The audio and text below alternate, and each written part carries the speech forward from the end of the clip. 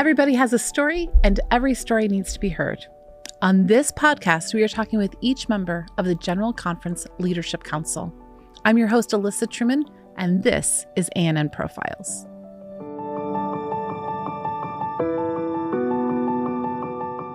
Today, I have with me Dr. Zeno Charles-Marcel. He is an Associate Director of the Health Ministries Department. Welcome, Zeno. Hi, this is a long time in coming. It has been a long time. We have talked about getting you to join me since, I think, the very first week that I started doing these. I believe so.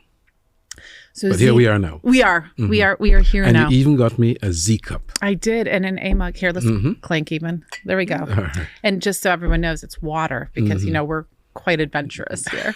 My mom actually asked me what was in these. So shout out to my mom because she's going to be listening to this one.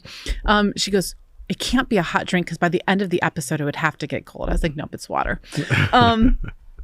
Anyways, Zeno, I'm thrilled to have you on here because since I have come to the GC, you're probably one of my favorite people that just will pop into my office. And when we get done talking, I always feel like I have grown as a leader. I have grown as a person. I've grown in my relationship with God. I've enjoyed brainstorming with you. You've helped answer some of my health questions. But, you know, there's something I don't know much about.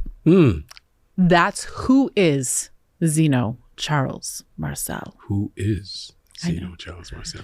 So, that's a big question. It is. And we're going to have a whole lot of time to figure this out together. So, Zeno, where were you born? I was born in Trinidad, which is one of the islands of the joint or two-island Republic of Trinidad and Tobago. And where is Trinidad and Tobago for those people who are not familiar with geography?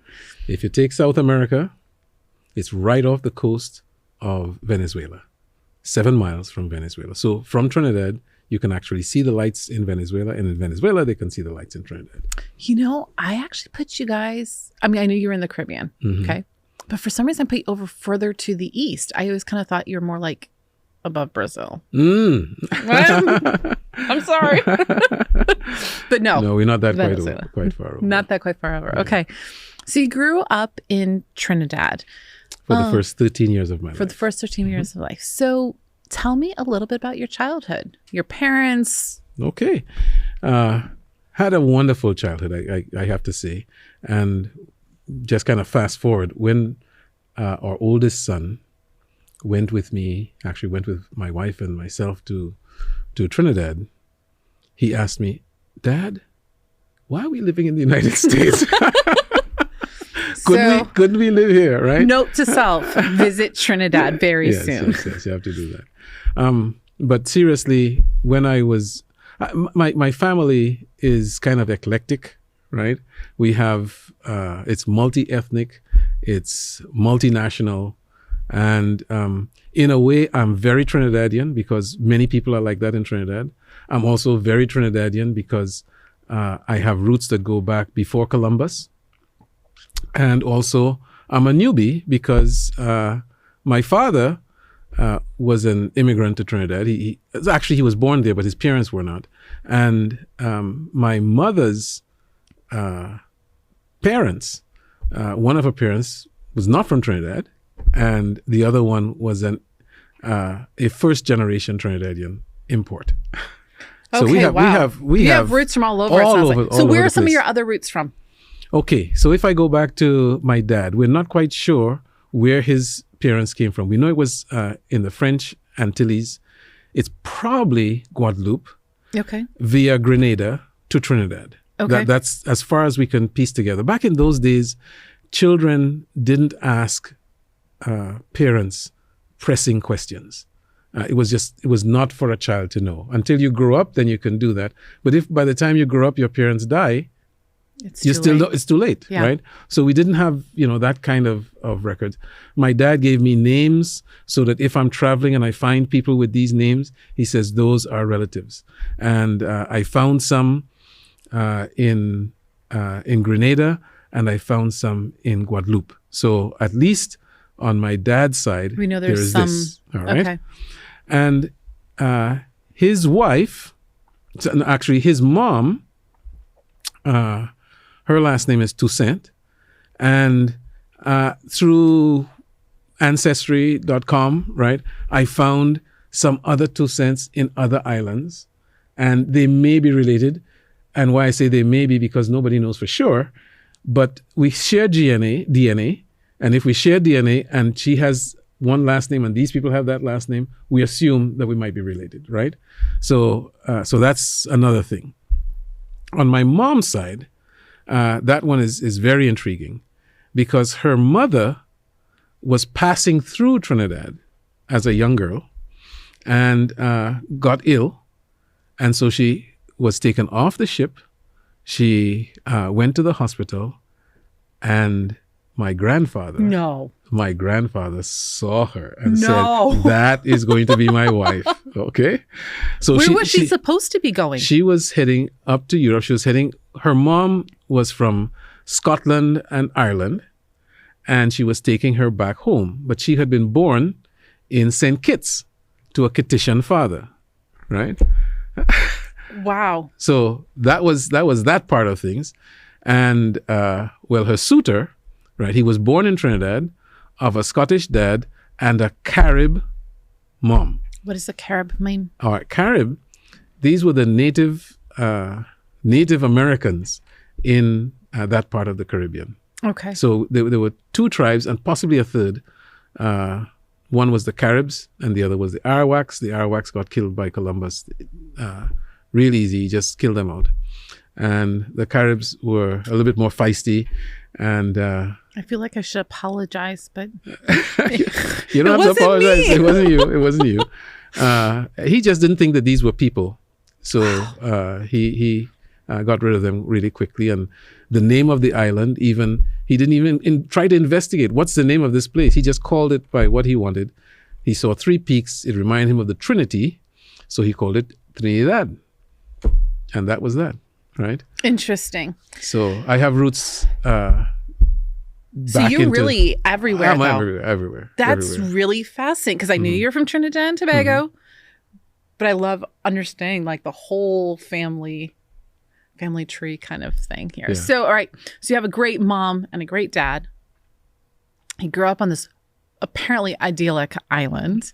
Were you raised a Seventh-day Adventist? No, I was raised a Catholic. But very interestingly, I was delivered by a Seventh-day Adventist missionary who was a friend of the family. And when I was born, actually, the story is a little bit interesting. My mom went into labor. My dad drove her to the clinic, the Seventh-day Adventist clinic. And he took her out of the car. And by this time, her water had broken, right? So he took her up. The doctor, right, Dr. Dunlop, received her. My dad went back down to park the car. By the time he came in, I was born. Okay? So he meets my dad. I banged on the table. I'm not supposed to do that. So all our listeners, if you are listening on a podcast, he banged the table, which I warned him about. But it's okay. I still like you, Zeno. We'll continue going. Thank you. So what I'm hearing is that you really wanted to get into this, into the world. And I came just like that, right? 3 sisters before me. And I was... She was ready. She was ready. She was ready for a son. And she got me. And so when my dad came inside into the clinic, he was met with Dr. Dunlop, and he said to him, he's one of us. Now, my dad interpreted that to mean, I'm going to be a doctor. My mom thought, no, he just means he's a boy. Right? And by the way, I'm still male, okay? Now, was your father a doctor? My father was not a doctor, he was a businessman. Because I was wondering, like, he's one of us. That was what was in his mind. So you're going to be a doctor now because Dr. Dunlop said so. Exactly. And so growing up, my dad always thought, you're going to be a doctor, right? Going through my life story, so to speak, I didn't really think as a youngster that I was going to be a doctor. It didn't seem, believe it or not, it didn't seem challenging enough for me. I enjoyed What were you envisioning yourself doing? Oh, I envisioned myself to be a mad scientist. Okay. What exactly does a mad scientist do? What a mad scientist does is he or she, even though they didn't have she mad scientists at the time, we do. Right, now we do. Okay. But I'd have a room filled with blackboards and chalk and things to write on, and I'd be solving equations and making a difference in the world. I am so glad there are people who want to be mad scientists, because that does not sound like fun to me. Solving equations. I was in a recent episode and I couldn't actually figure out like something that was like 17 years from each other. So like they gave me a date and I couldn't figure out that was 17 years ago. So I'm just saying I will not ever probably fall into the mad scientist figuring out equations. So, but that's what I thought I was bound to be. I loved math and science and physics and those kinds of things, and I didn't really think that I had the personality to be around a lot of people and things like that. So I really thought I would be somewhere in the Himalayas where I'd have my room. I'd be by myself. Right. And I'll be doing this. Yeah. Listen. I'm glad you've got this really nailed down. You're in the Himalayas with chalkboards and solving life's biggest equations. Yes. Okay. There's more to it, but I'm not going to get into it. We're good. We're good with that version of the mad scientist. Yeah. And I'm glad that I have you working here. Although maybe you can still go to the Himalayas. I'm sure they can scrounge you up a whiteboard if you need one. I still can. Or, well, yeah, now it'd be a whiteboard. Now it'd be a whiteboard, right? Yeah. So you grew up, so you had contact with Seventh-day Adventists. I mean, Adventism is it kind of large on the islands? Is it like a small thing? Well, obviously you have a clinic. All right. When I was growing up, I did not know many Seventh-day Adventists. And I grew up Catholic. Okay. So, and that was the most prevalent religion on the island, apart from Hinduism. Okay? Oh, okay. But for Catholics, when I was growing up, the only other Christian religion that counted was Anglican or Episcopalian, which was, the clash between the Protestants. And, yes. Right. So everything else was considered something weird, right? So I grew up thinking that Seventh-day Adventists was just a weird little group of who knows what. You combine all the other little groups, and that was that. That was my impression. When I was in school, we went on. I was in the military cadets, and we went on this hike. And in my group was a Seventh-day Adventist. Okay, and this was somebody who I had befriended. We had befriended actually, and there were 5 of us in this group. And we got to our destination where we were supposed to camp out in the rough, so to speak, right, for a weekend. And this was part of what we needed to do. So we had to find our own food. We had to bring some things, right? And we did bring some things. Make your own tents out of what's available. Choose the spot where you're going to camp. And so we did all this stuff together. And being Friday, and we had to be there until Sunday evening, the question was who was going to cook. And our Adventist colleague decided he would cook on Friday because he was not going to cook on Saturday, right? And so he cooked. And where we were, it was a river coming out to the ocean. So it was right there where he collected the water. Didn't realize how much sand was in the water. So we had a sandy meal that night. That was nice of him. But we ate it. We were hungry. We had hiked for several hours to get to that spot, and we were all hungry, and we ate it. And it was a memorable occasion. And he helped us with our memory. Nobody faulted him. We all would have done the same thing. But it was that was another encounter that I had with a Seventh-day Adventist who would not cook on the Sabbath. Very interesting. All right. So how old were you approximately when you were in this? In that issue, I was 11. Okay. Yeah. So you go to obviously were you in a public school system there, like a state school? Okay. There are public and private schools in Trinidad, but the best schools are actually public schools. Okay. Okay.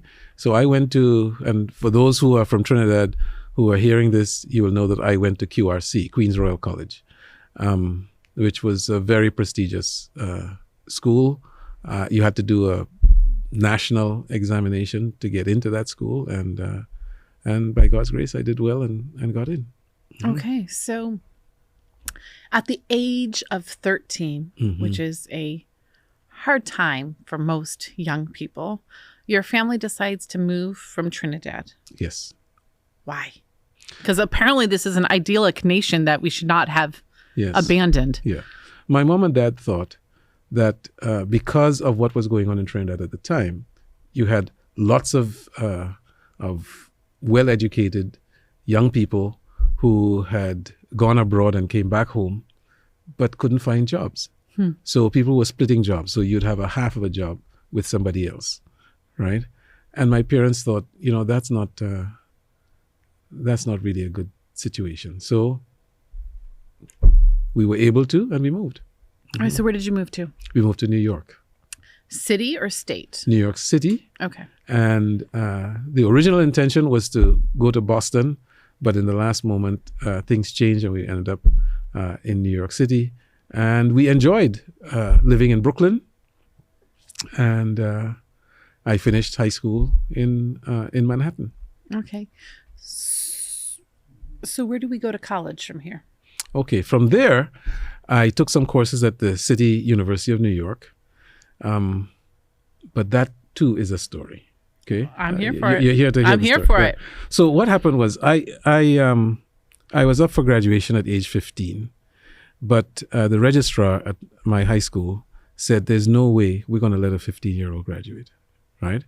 So they found a loophole in my credits. Really. She just said, "You will not graduate." The principal of the school said he's ready to graduate.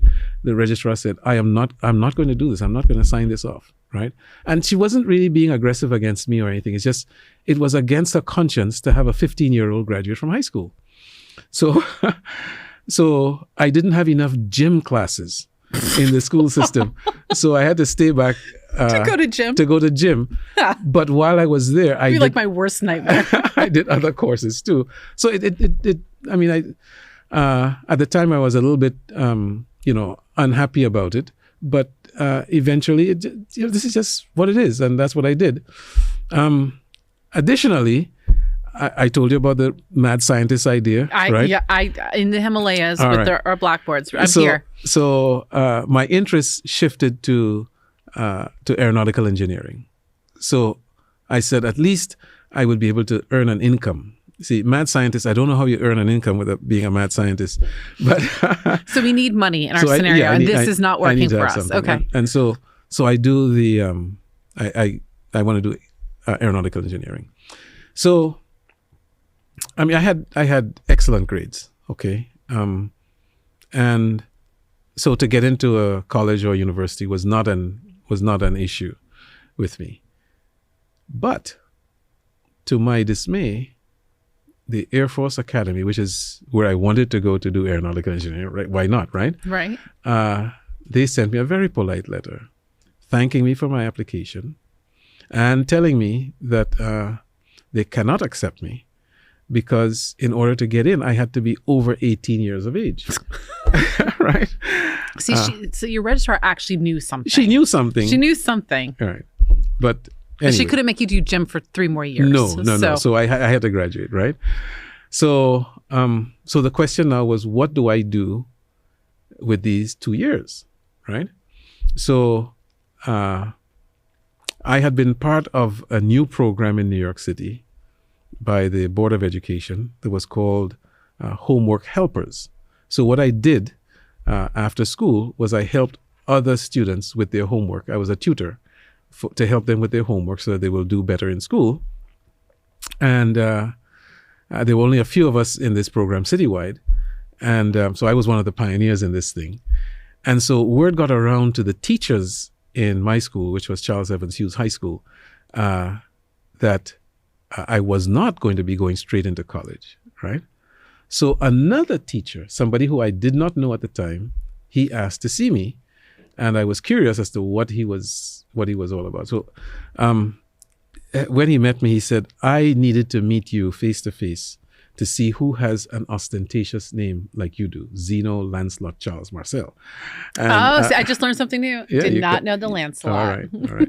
And for most people think that Charles might be my middle name or Charles is a first name. But my surname, my last name is Charles-Marcel, hyphenated, right?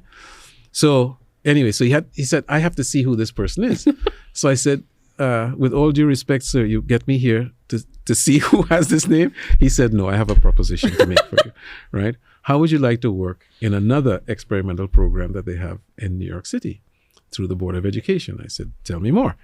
And he said, if you accept it, you'll become a teacher to individuals who have not finished high school, but who want to get a high school diploma. So I said, and who are those people, right? And he said, well, it was created for two reasons. There are Vietnam veterans who are coming back who did not finish high school. And in order for them to access the GI Bill, they need to get a high school diploma, right? So that's one group. The second group, he said, you know about the drug problem that we're having in New York City. Well, people get, some young people who are under 18, they are found with drugs and they get charged with drug possession. And they're supposed to not go to school, but go to a detention center. But the city says, well, we can't send them to a detention center without sending them to school because it's against the truancy laws that they don't go to school. So they created a program called the Auxiliary Services for High Schools. And so those students who were on drug issues, they also were good to hang out with the Vietnam were to be in the school. Some of that was not necessarily a savory combination, but but that's what happened. And later on, I found out that they also opened this up to immigrants who needed to get a high school equivalency, or those who had high school or even college but didn't have a diploma to show for it. So they would do this and take the exams, get the diploma, and then move on. So we had quite a hodgepodge of different kinds of people. And you're a in this school. 17-year-old I was 16 years of age. Oh, never mind. I gave you a whole extra year of wisdom there. So you were 16 years of age. 16 years of age. And you were going to become a teacher. Yes. And I was very... I'm sure that you were a very wise. No, I was very apprehensive. And so my counselor, my mentor, Dr. Gladstone Sinclair was his name. He said, what are you worried about? And I said, well, I'm worried I'll make a mistake. They might ask me a question I don't know how to answer. He said, so if I asked you a question right now in mathematics, okay, and you don't know how to answer it, what would you say?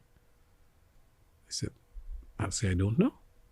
And he said, and what would you do if I am your student and I want to know and you don't know?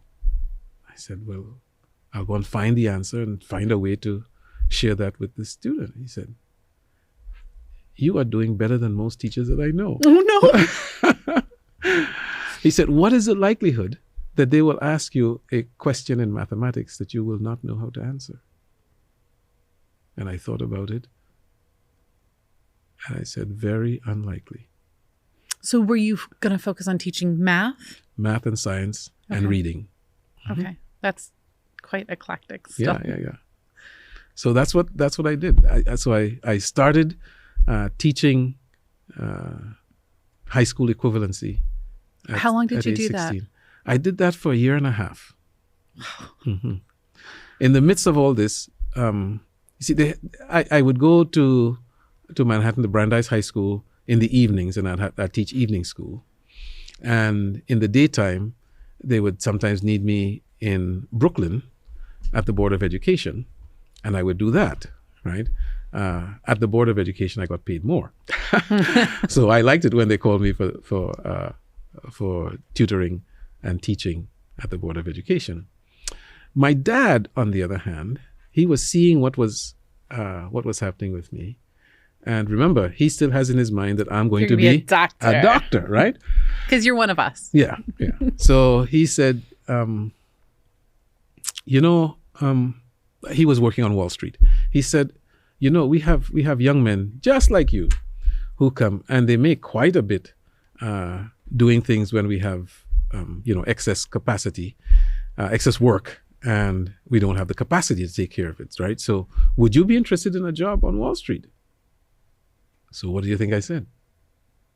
No, I said. I don't know. I said, on Wall Street. He said, yeah, you can't work in my department, but I'll talk to the manager of the other departments and see if they would want to hire you. So I said, sure. So I go there.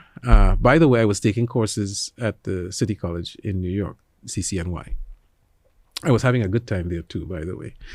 What are you taking courses in? I was taking courses in mathematics. Oh. Right. I should have had you on the episode where I couldn't figure out the math. I was taking courses in, to appease my dad, it looked on paper as if I was pre-med. Okay. Got it. You get the idea. Clever. Right?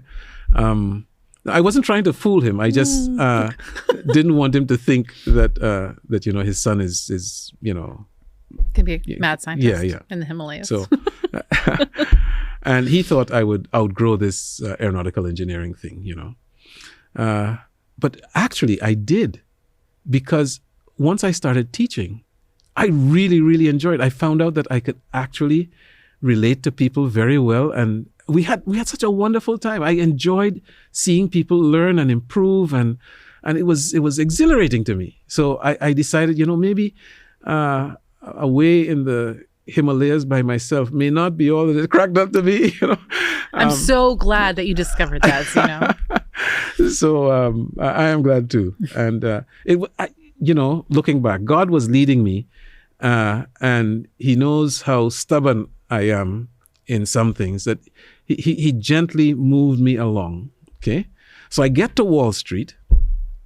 I have a gopher job. Okay. Which means I'm working in this little cubicle. We're receiving computer outputs, and we have to distribute that to different departments. I get there, and I don't know if any of those guys would be hearing what I'm saying now, but I got there, and I'm amazed by this complex array of things that are going on. And I ask a simple question: do you have a manual, right, that shows us when things come to us, where they go, right? Which cubicle it goes to, which department it goes to, I'm a gopher, right? So how do you move from here to there? They didn't have one. So I said, yet. Yeah. So I said, we'll make one, right? So that's what I started to do. That was my project. But the work was not very challenging. And by the way, I what I didn't mention, I was taking computer courses as well at CCNY, learning how to code and do those things. In those days, it wasn't exactly what we do today. But I was reading all of this stuff, and I'm working in a computer output setting, and I'm done with my work, and I still have hours left on the clock. So I look into the next room, and I see they have machines that I've never seen before in my life. Okay, decollators and bursters and high-speed printers and whatnot. So I say, I'd like to learn some of that. I'd like to help them, right? Because sometimes when they're backed up, it's a lot of work that they're putting through. So I asked the supervisor, can I come and help? And he reluctantly says, come, but don't get in the way. All right. So I go to all the different machines, and I talk to the people who are operating the machines, and they show me how to do it. And after a few weeks, they say, you want to try it? Right. Now, this is serious stuff. You mess this up, and they might have to rerun a whole job, a whole batch of 1,000 checks or something like that, because it didn't come out right. Okay. So this is not something that for the faint of heart, right? But these guys took the time to show me what to do. And within a little while, I was really of help to them, because I could do what they could do, and help them to get their work done. You and I have talked enough times that I consider you my friend. Yes. I consider you my friend too. How on earth did you become a doctor? Like this is like the most, like, I didn't know any of this. I guess in my mind, it's like, I'm going to go into medicine. And it just was always this. No. How did you get to medicine? Well, after doing all of this, I have to say one more thing that happened. Okay. To get to that jump. One of the things that I learned in that computer setting on Wall Street was a machine that was supposed to be phasing out. It was an IBM 1401 system. This was going to be phased out. There were only 2 people in the whole company. This was the second largest private brokerage house on Wall Street. Okay, it was called Loeb Rhodes. And there were only 2 people who could work on this machine because they said, this is old technology, it's going out. I was fascinated by this machine. So I asked the guys, can you teach me? And they said, this is not going to help you to do anything. And I said, no problem. I just want to learn. I see this, it's fascinating, I want to learn. So it was taking one IBM system, and converting it to another system through a set of machines called emulators, right? I didn't know anything about the emulators. I didn't know about the mainframe at the time, except that I was using it to program in school. But the 1401, even this old technology was new to me. And I said, I want to learn this. Well, lo and behold, this was during the time that there was a crash on Wall Street, right? Everything tanked. Things went south, okay? And this company was avant-garde. It was ahead of its time. So what they did, at that time, the transcontinental cable had just been put in, and they decided to exploit that. So that before people were trading with Europe in a haphazard kind of manner, right? But this company, early in the morning, while everybody else was asleep, started trades with Europe, okay? Because now we have this cable, all right? But the systems in Europe would only talk 1401. Okay? With the crash, in those days, we didn't have 401ks and all these things. We had profit sharing, and the company was very profitable. So a lot of people had a lot of money who were working in this company. But with the crash on Wall Street, many people lost their shares. People were jumping out of buildings. It was that bad. And some salvaging what little they had, they got out of the business. And out of that, one of the operators of the 1401, he quit. He was an elderly fellow, he quit. The second one was also elderly, but they couldn't afford having two. The 2 of them quit, right? So Tony, who was left, he said, I am going to leave this job, okay? I'm leaving in 2 months or whatever it was, right? And so the company looked around to find out, does anybody else know how to operate the 1401? This machine had become the star of the entire computer operation, right? And guess who knew how to operate it? Wait, ask. I know the answer. You know the answer. I knew how to operate it. So all of a sudden, I became a very valuable asset to the company. I got a promotion. I got a raise. The computer was moved from one part of the building to another part of the building, enshrouded with all the bells and whistles that they did in those days, with the high floor and the air conditioning and whatnot, and a special badge to get into it was, I tell you, I really got into something beyond myself. And then the supervisors for the output department, where I was originally employed, and the supervisor for those machines that I told you about, I was charged to train them on this machine. This is great. Is this phenomenal? What it actually I love about the story is it teaches us to be inquisitive and to continue to learn, to always, even if it's something doesn't necessarily seem relevant at the time, to pour yourself into learning. It's how I've always tried to live my life. Just keep learning, constantly learning, and you never know When you're going to save an entire company like Zeno did. Well, I didn't save Zeno the entire company. Lancelot Charles-Marcel. No. My name is not written anywhere in that company. It's okay. I can change the Wikipedia page. But the people who were there at the time, they knew that this was a pivotal issue. So they promised me that I would train not only on that machine, but when I had trained others, I would move to the emulators, which was a 7070 and 7074 for those who are geeks, right? Yeah. And they're just numbers to me, but that's okay. And I'd also work on the IBM 360, 370 DOS system, which used a special language called HASP and was you had to use job control language on cards to do all of this. You're geeking out. This is the mad scientist in you coming out. That's that part. Let's get to medicine. So my dad now is seeing this. He's worried. And he's worried, right? So he's going to do some business up in Canada. And one of the great universities in the world is called McGill University in Montreal, Canada.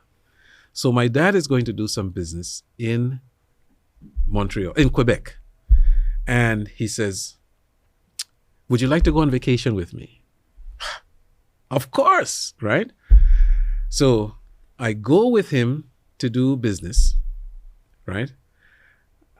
I don't know what he's doing. He's looking at land here, he's looking at this there and whatnot. And he asks the individuals who are taking us around, can you take us by McGill? And they say, sure, right? So they drive us by the university on Sherbrooke Street. And he says, can we go in? And they say, sure, right? So we drive in on campus. And he knew exactly what would happen to me, although he has never admitted it. Okay? He knew exactly what would happen. I get on the campus. And you can feel it. All the old buildings. I had heard about McGill ever since I was a child, right? I'm looking at this and the academic and, the science juices begin flowing through me, right? I can hardly resist. So he says, why don't we go and talk to the admissions office? I said, Dad, he said, no, let's just go and find out, Let's just go find out. Let's find out. Let's also find the medical building. Wait, I already registered you. So I go and I find out, and they were a bit uppity. They thought, McGill is not for everybody, right? That was until they saw my transcripts. And they called me and they said, we want you to come. And I said, yes. Okay. So my dad thought I was going to enroll in pre-med. And I still had a little bit of the engineering, and they offered me a position in the honors engineering program. And I asked them if it's possible that I could somehow combine this with the biological sciences, and they said yes. And they said what you could do is after you finish with electrical engineering, you can do biomedical engineering, and that would put you in, on the cusp of the cutting edge of things. In today's day, we'd be thinking, you're doing this IT stuff mixed with medicine or whatever, right? So that's what I thought I was going to do. But I found out I was not an engineer. I didn't have the same profile as the engineers. I had friends who were engineers, and these guys, they were on a different planet from me. I did better hanging out with the pure sciences and the guys in physics and math and sociology and biology and physiology. So pretty soon I changed from engineering to biophysics, physics and physiology. Your dad rejoiced. He rejoiced. And the next thing you know, I applied to medical school. I'm shortening it so that you can get to the medical school. I want to make sure we get through all of your life, and we don't have to have part 5 with Dr. Zeno. So that's how I ended up kind of bit by bit being moved along. And even doing medicine was, I had a question whether I should really be doing this.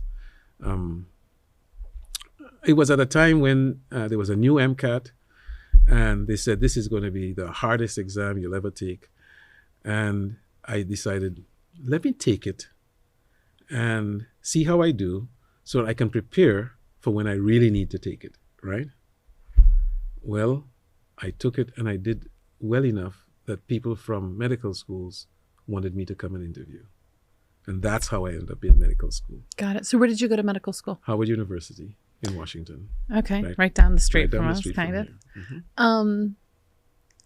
So I don't know much about medicine. Okay. I mean, I go to doctors and I talk to you. So my grandfather was actually a doctor, come to think about it.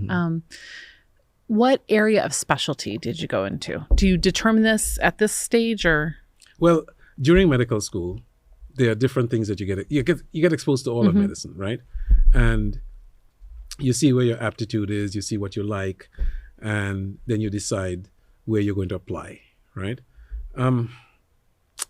I liked most of it. You're like, I liked it all. Yeah, so it was actually difficult for me, but my favorite of all was surgery. So I thought I was going to end up being a surgeon, and my dad corroborates that I told him that. I was working with one of the premier surgeons in the world, Dr. LaSalle de la Folle. And I got what is called a golden reference from him, okay? One of those references that you can take anywhere. And people will say, if LaSalle la Folle says this about you, then you must be good, right? But I had an advisor who recognized that I was really interested in this, but he saw something else in me. Dr. Adnan Eldada, he said to me, do you want to have that lifestyle and the limitations that brings as a surgeon, or do you want to look at something else? He says, I can tell that you have other interests besides just being in the OR. And, that set me on to thinking, what would I prefer? Doing a few big cases or many big cases over my career, and but not have too much of a life outside of that, or impacting many more people and having a life too.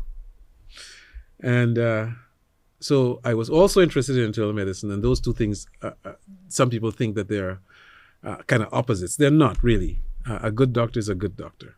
And I wanted to be a good doctor. And so I prayerfully decided, I had become a Christian by then. I prayerfully decided that I wanted to do internal medicine. Now, when you say you became a Christian, like you were living out your Catholic faith, or you've become a Seventh-day Adventist, or No, you're when we moved to the United States, I decided to drop the Catholic faith for several reasons. I will not get into it. But we don't need to get into that one. That's fine. We won't get into that one.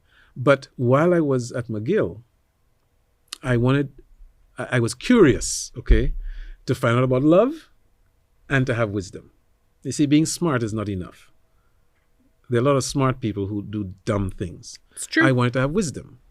And so in looking for this, I actually talked to people who were older and wiser than I am, and I was, and I got very little help. Okay, one professor of mine, she said, you're young, enjoy life. These things will come, right?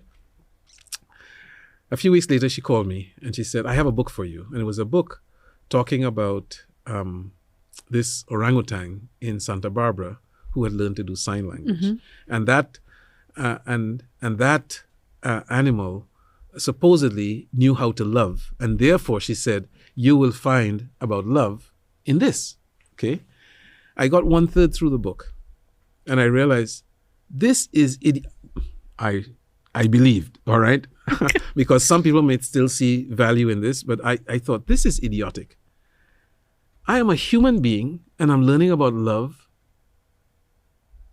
from an orangutan, right?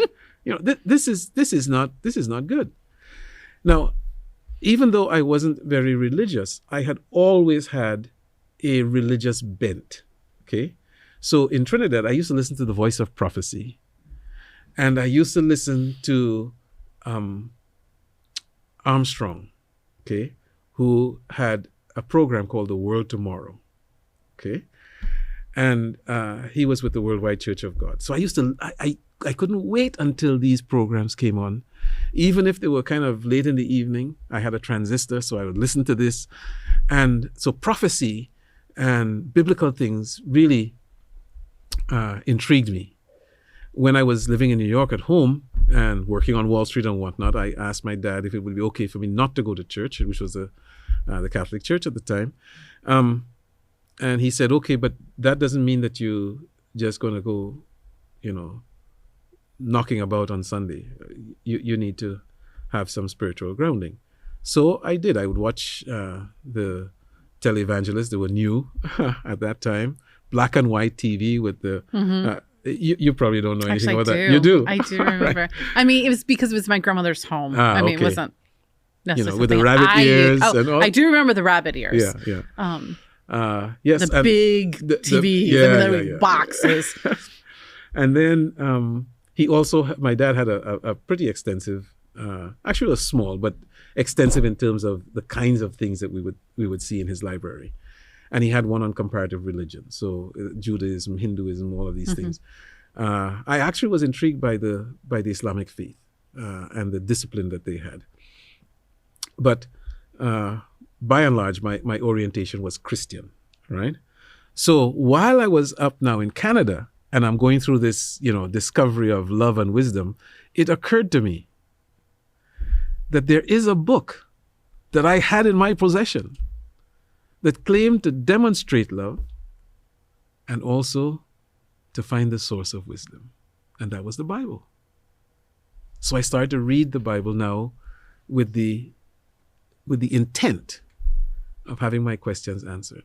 And that's where Jesus arrested me and I accepted him. So you take this with you to Howard. Yes. And you pray. Uh-huh. And you end up in general surgery. I end up in internal medicine. Internal medicine. Mm-hmm. Okay.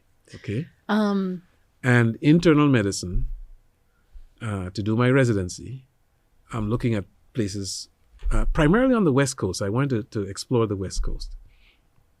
And all of these different universities, some came to Washington to interview us, right? And some we had to go to.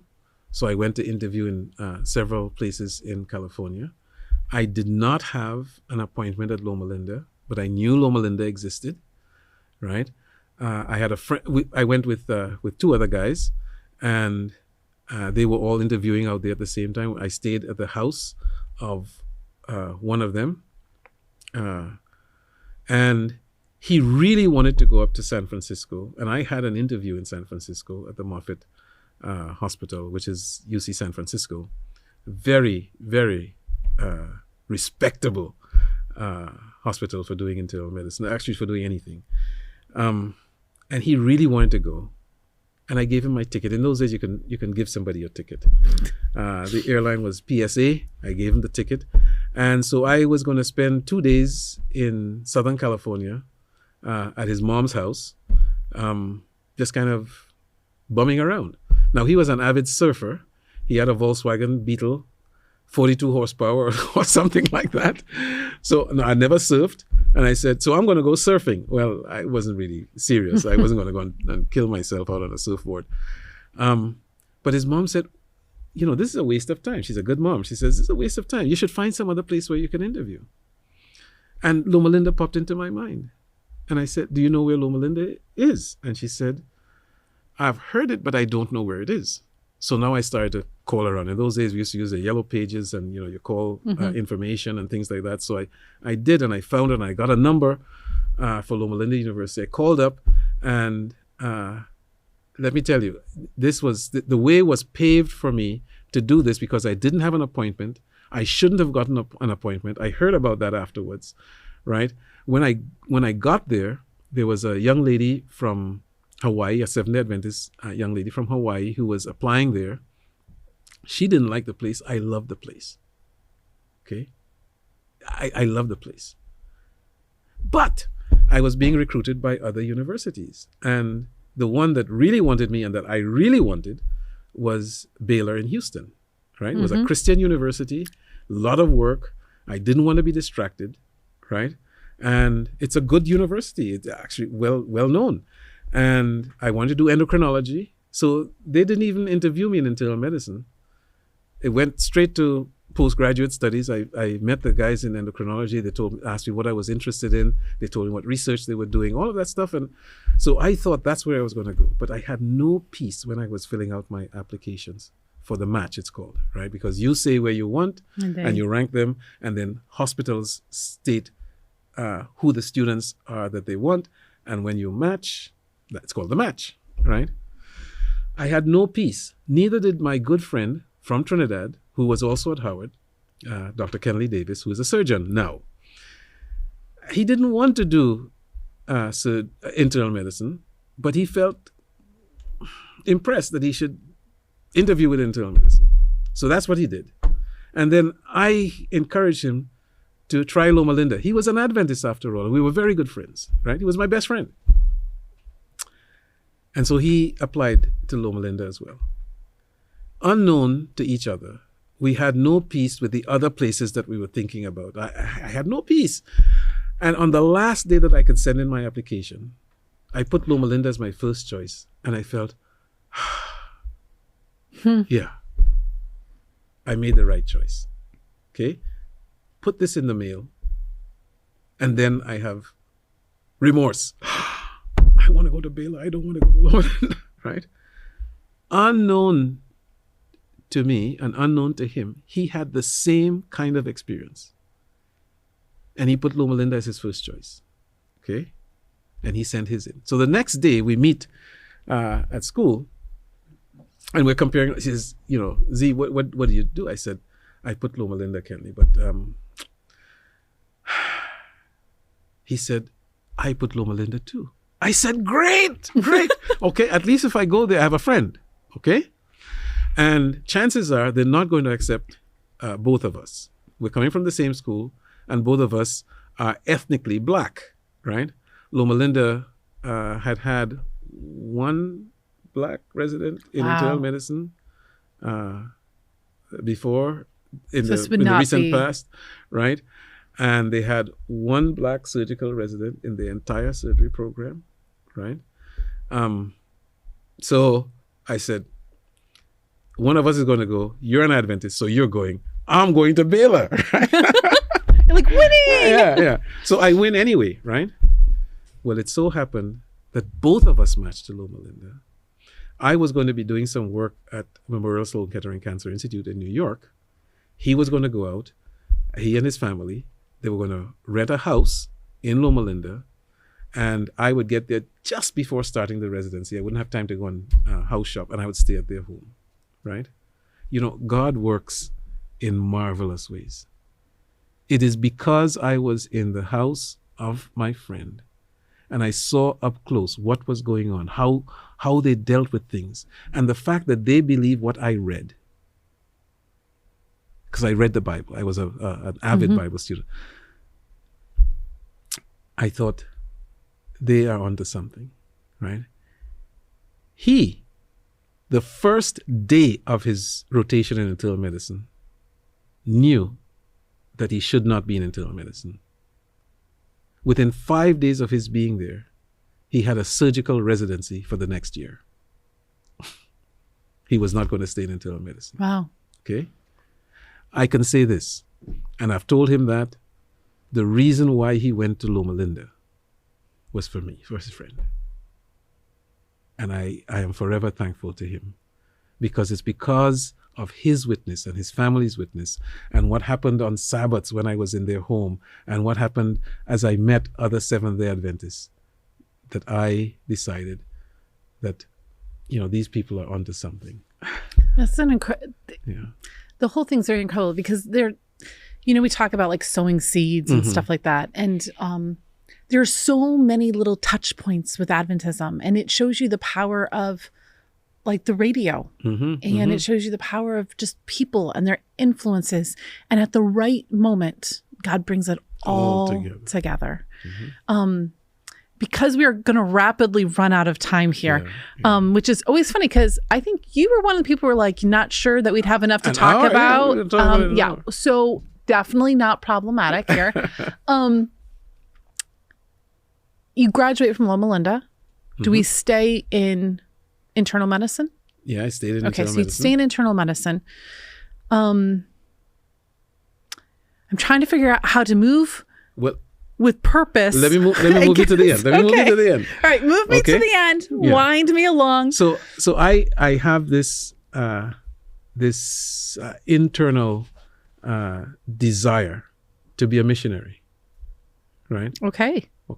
This happened somewhere along the line while I was in medical school, not even a Seventh-day Adventist. Okay.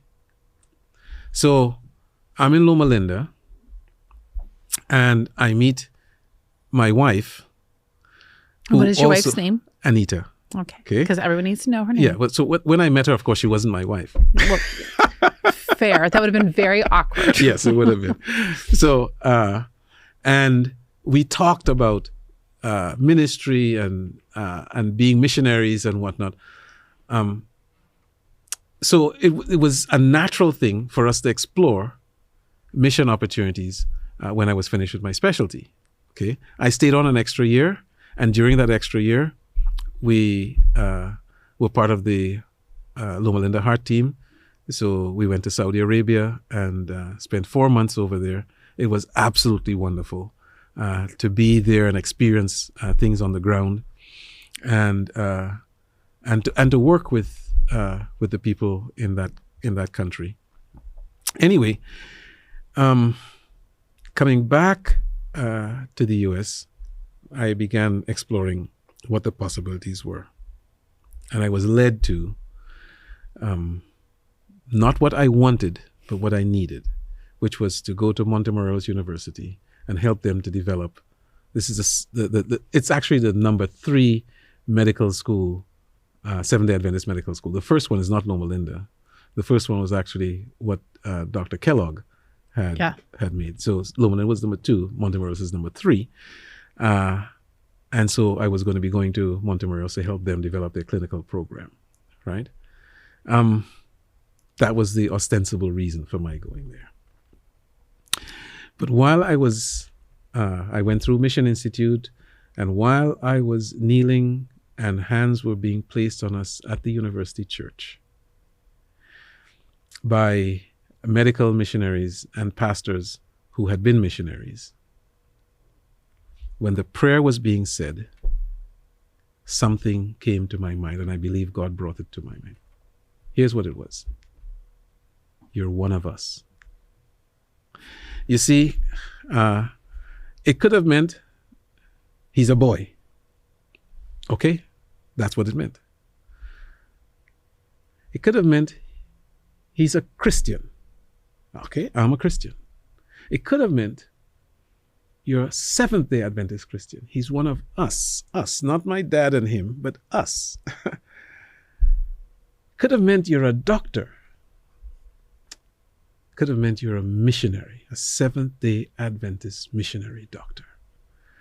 And at that point, I believe that Dr. Dunlop was prophesying. So I tried to find Dr. Dunlop. He was back in Scotland. And when I got to somebody who knew him, he had died 1 month before. Oh. So I am praying that I am faithful, because I am sure he was faithful, that one day we will meet and he will see this little squirming guy that he delivered to Ruby and Zeno Charles-Marcel is one of them, right? I'm looking forward to that day. I love that. It made me tear up. I'm sorry. It's okay. I've cried before. I know that you spent some time. You're at Montemorelos, which is our Adventist university, one of our Adventist universities in Mexico, and I know that you also spent some time in, I believe it is Oklahoma, correct? Lifestyle Center of America. Mm-hmm. What did you do there? Okay. Quick version of it. Quick version of it. I was a medical director there for several years. That's a real quick version. That's a quick version. Is Lifestyle Center of America, is it more of like naturopathic? Is it more holistic? Is it, It's a holistic, scientifically based, natural remedy using, it was Lifestyle Center. It doesn't exist anymore. That organization has morphed into different things. And right now it's the Ardmore Institute of Health, which supports the development of centers like that, and projects. I know this is a with passion of yours. It is. Because you believe very much in the whole person, and that medicine obviously has its purpose. You believe this very solidly. You like scientific backing of stuff, but you also understand that there are different ways our body heals itself. Exactly. And that's one of the reasons why I enjoy talking with you, because I believe very similarly. Mm-hmm. So you were at Lifestyle Center of America for a number of years. Where'd you go after there? After that, I got called back to Montemorelos to become the dean of the entire health science complex. So it was medicine, nursing, public health, laboratory sciences, nutrition, those things. And while we were there, we started a dental school. We started a school of physical therapy. Mm-hmm. Okay, so come back to Montemorelos, and you help continue to build their program. Yes. Where do we go from Montemorelos? From Montemorelos, this is like the quickest trip ever now. Yes. My kids are growing up. My parents are getting older, and my mom accuses me. She says, "You have kept my grandchildren away from me because we've been all over the place and we haven't been at home." And in a way, she was right. And I felt we need to come back to the United States.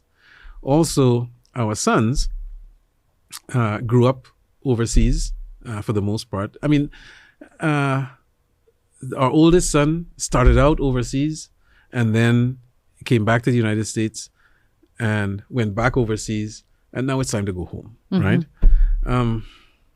So we had opportunities of different places to go. He wanted to, our middle son wanted to go to Southern, and we got an invitation. It was kind of an SOS to go to help the Wildwood Lifestyle Center and Hospital to regain its footing.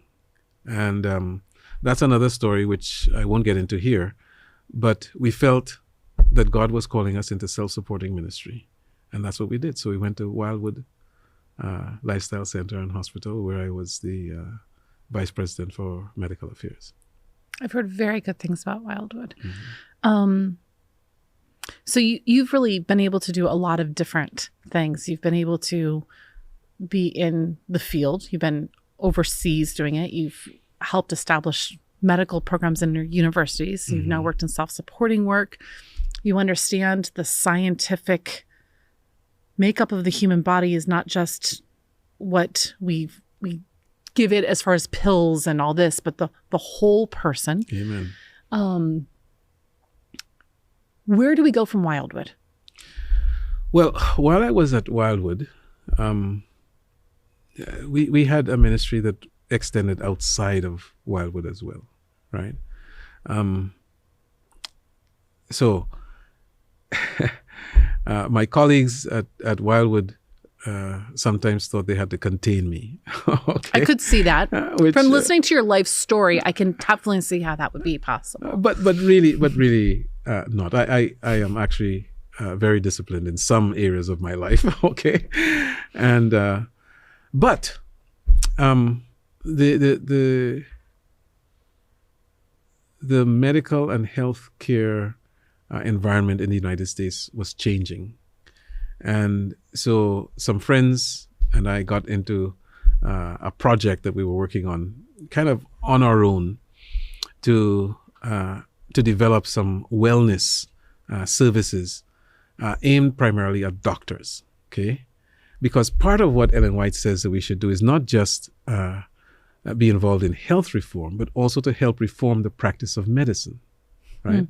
And very interestingly, doctors, the way doctors are socialized, right, in the medical profession, is that doctors don't really listen too much to other people who are not also practitioners, who are not doctors, okay? I guess it's kind of that way in many of the different fields, but it is that way in medicine. So usually you have to have somebody who has some credibility to be able to bring about particular changes in people's adoption of new ways of thinking. And during that time, the idea of holistic health and whatnot was becoming part of the vocabulary of medical thought. And so we thought what we could do is we could help to automate some of this. Medicare was going to be paying now for holistic evaluations and preventive approaches to taking care of people, which, by the way, got stymied along the way. But still, so we were doing this.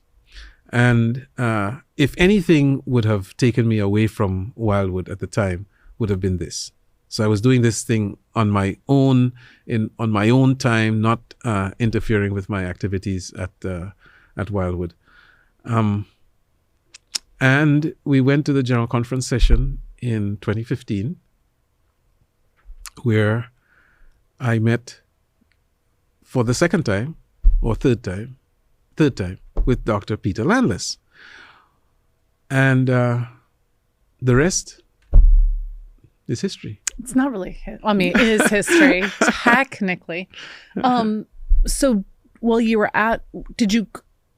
sorry, let's back up here with my words, because my words in my mind, we're not going at the same speed here. When you went to the 2015 General Conference session, were you going there like as a representative of Wildwood? Were you going there because you thought, hey, maybe... No, I was going as a representative of Wildwood. All right, so you were there with Wildwood, and I had my Dr. time Landless at the booths and everything like that. So were you elected during that session? I was elected during that session. So you came to GC session as in your role at Wildwood. Did you have any thought in your mind that you were going to be leaving there as an associate director of Health Ministries? No. I had a premonition that I was going to have to make a decision. I didn't know what the decision was. I in my prayers, because if I did not do this, I probably would have left Wildwood to pursue that IT thing. So my wife and I were actively praying, and we engaged our children in the same. I never took a job or anything without going through a process of prayer and fasting and so on. So it wasn't to the point of fasting about this. I was going to the General Conference because I like going to the GC. Not thinking. You mean to the GC session? The GC session, yes. Just to clarify for everyone listening. Because it's a very enjoyable thing for anybody who has never been to one. It's an experience I think everyone needs to have at least once. We went to the one in San Antonio was that 2015? No, that was 2020. Yes. No, it was 2015. 2015 was San Antonio. So that's where you were elected? Yes. I was there, Zeno. You were there? It was the only General Conference session I had ever gone to. It was eye-opening for me and my children. I've always loved the church, but all of a sudden I started to understand the globalness of our church. Like I understood, I'm very big on Adventist history. I can name all the divisions, like I kind of an Adventist geek. But walking just down the street, we saw person after person, and my kids were young enough back then where they would like talk to strangers. Now they're, young adults and teenagers, and this would not have been their happiest moment. But they would just stop everybody. I said, stop anybody you see and ask them where they're from. Yeah. And my kids, we loved geography, so I taught them a lot about it. The first person we met, they were from Africa, and the next person we met was from Europe. And it's like over and over again. It was so incredible to my children to just like all of a sudden walk in realizing these are all Adventists. These are like our brothers and sisters, and it was brilliant there. We might have actually seen each other because we could have. I mean, I walked by the Wildwood booth. So, so you were called to serve. What was the primary reason that you were called? Do you know? Like, what was it about what you had to offer that the department needed at that time? I think the best person to ask would be Dr. Landis. Yeah, but you have an idea, probably. From the things that he has said, I have this eclectic background. I've noticed. And so it's hard to pigeonhole me in one specific area. And that is a strength that I think our department needed. Well, I know that one of the things you're very passionate about is actually trying to create more centers, or what is the technical term we use for them? I'm calling them 21st century sanitariums. 21st century sanitariums. I've not heard that term, so now it is ingrained in my mind. 21st century sanitariums, places of holistic healing for the whole body. Right.